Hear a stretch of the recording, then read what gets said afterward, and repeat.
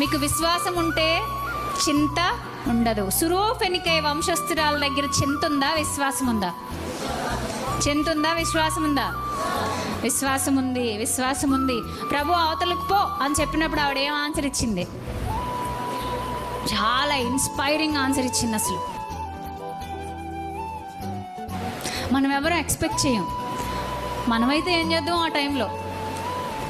ఏడ్చి ఏడ్చి ఏడ్చి కళ్ళు తుడుచుకుని పైకి లేసి జుట్టు ముడేసుకుని ఏమనుకుంటున్నావు అసలు నా గురించి? నువ్వేదో పెద్ద బోధకుడు అని తెలిసి నీ దగ్గరికి వస్తే నన్నేంటి కుక్కతో పోల్చావు నువ్వు? నేనెవరో తెలుసా? మా ఆయన ఎవరో తెలుసా? మా వంశం ఏంటో తెలుసా? అసలు మేము గ్రీసు దేశస్తులు నాకు తెలుసా? మేము జ్ఞానమును వెతుకుతాం, అది నీకు తెలుసా అని యేసుక్రీస్తుకే క్లాస్ పీకే వాళ్ళమేమో మనమైతే.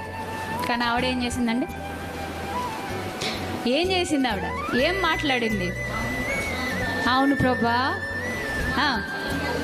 యజమాని బల్ల మీద నుంచి తినేటప్పుడు చిన్న చిన్న చిన్న చిన్న ముక్కలు పడతాయి చుట్టూ, రొట్టె ముక్కలు. అవి తీసుకొని కుక్క పిల్లలకి వేస్తారు కదా, అది భావ్యమే కదా. అంటే అర్థం ఏంటి అక్కడ? నేను కుక్క లాంటి దాన్నే ప్రభా అంటే నేను అంత తగ్గించుకుంటున్నాను.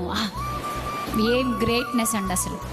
అంటే ఆమెలో విశ్వాసం ఉంది, ప్రభువు చేస్తాడు అనే విశ్వాసం ఉంది. చింతకు ఆమెలో ఎక్కడా చోట్లేదు.